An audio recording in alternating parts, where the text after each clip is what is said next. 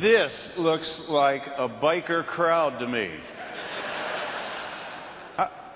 Let's just get a quick test here. How many Harley riders do we have in the house?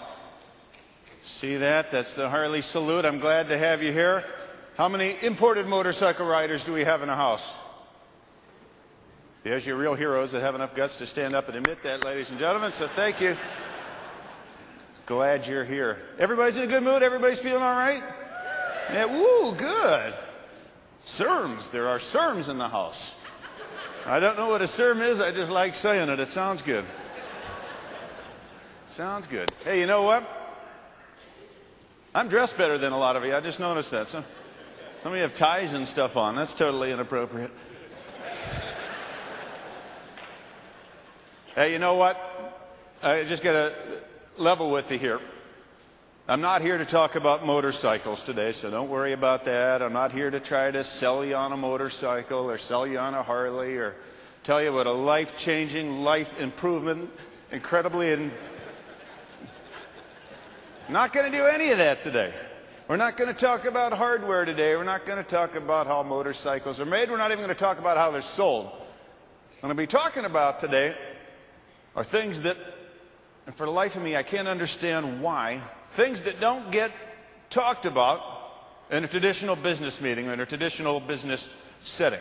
We're going to talk a lot about humanity, human interactivity, simple human decency, emotion, passion, illogical thought. And we're going to talk about how understanding these things and channeling these things, using them to our advantage, can make businesses and the people who work within those businesses way more competitive than you've ever dreamed of.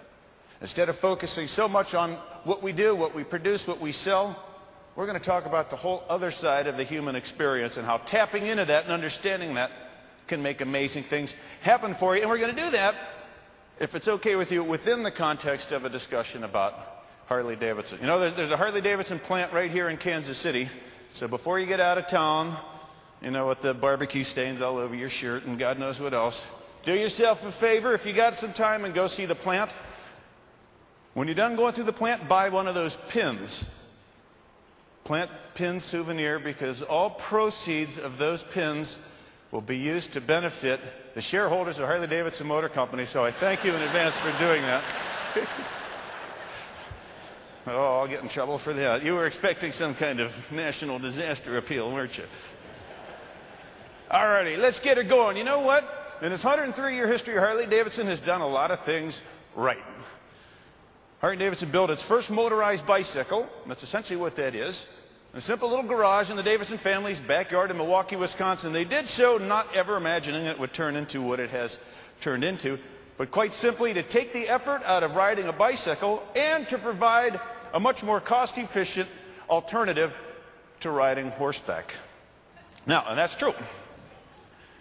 Harley Davidson is the first company on earth that is known to have applied its name onto clothing to allow its customers to associate with a brand. Of course, everybody else is doing it now, but Harley was the first. That photo was taken, by the way, in 1911. Harley Davidson, again, world famous for its development of all the accoutrement, the clothing, the accessories, and the apparel needed to make motorcycling a safe and more enjoyable experience.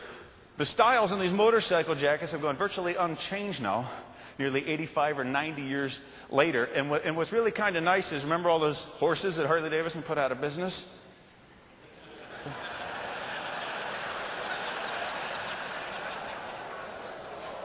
They're all made out of cattle now, but back then they were horses. The slow ones that couldn't get away. Okay. Harley Davidson played an active part in both world wars. This is what effectively launched the Harley Davidson brand overseas. Oh, that looks like one of Krupke's garden parties there, doesn't it?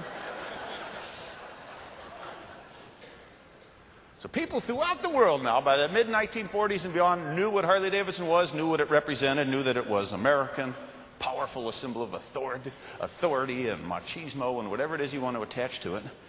And in spite of that, some things start to get a little bit off kilter. Let me give you an example. Harley Davidson for years presented itself to the world like this. Pretty much what you think of when you think of the Harley crowd out there. Do you think maybe Harley was trying a little bit too hard to get people to buy into an image that the marketplace didn't embrace. Found to be slightly inaccurate. This is Harley from day one presented itself to the world as very wholesome, very youthful, and a Midwestern American values. Look, he's got a suit on, and she's got an orange soda in her hand, and he's holding a bottle of suntan oil, and God only knows what he's intending to do to her with that bottle of oil. We can only assume it's something wholesome and wonderful. Not the kind of image that you would associate with Harley, but you know what? It gets worse. Think about the 1960s, when the countercultural revolution in America is taking hold. You have the whole hippie scene, people expressing themselves, busting out of the mold, trying to express their freedom and their sense of individuality. The custom bike movement takes hold. The biker movement, as we now know it and understand it, takes hold. Hollywood jumps on the bandwagon. Soon motorcyclists are seen as bad guys. Harley, in turn, presents itself to the world like this. Yay! Tennis dresses and cheeseburgers and little bottles of pop. You start to get the impression that maybe the wheels are starting to wobble a little bit, and there's a little bit of misunderstanding between what the company thinks it represents and what it truly wants to represent and what the world at large thinks of it. Fast forward to today, virtually anywhere you go in the world, if it's a civilized country, people know, respect, and understand what Harley-Davidson represents. They don't understand why it's so successful, but they immediately recognize it.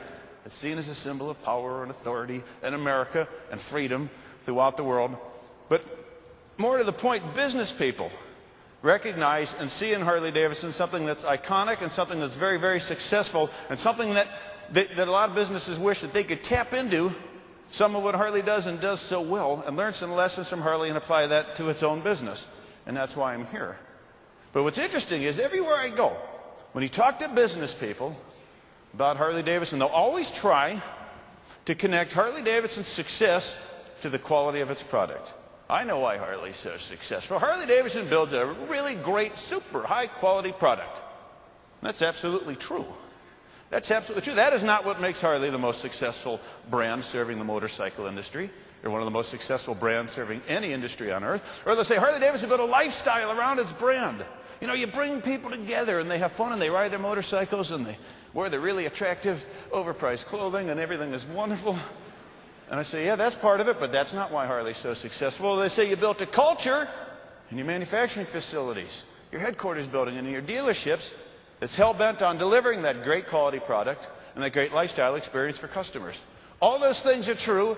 None of them are what makes Harley the most successful company in the world. Here it is.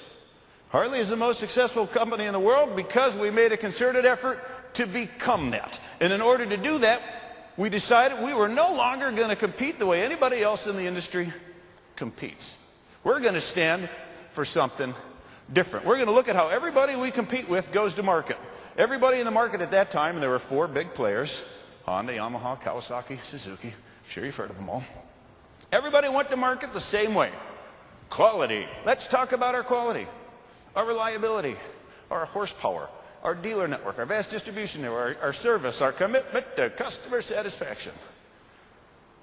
When everybody is saying the same thing, who's listening anymore? Anybody. Anybody. What we do when we talk about things like quality and reliability and commitment to customer satisfaction and all that stuff is we're relying on what we simply call the language of business, the expected language of business. Gee, if we're not talking about this stuff, people will think that we don't find it important. And that is absolutely not true. Especially not true if you're looking at selling premium-priced, luxury-type items. There's an expectation that quality is there. When's the last time you bought anything fully expecting it to be a piece of crap?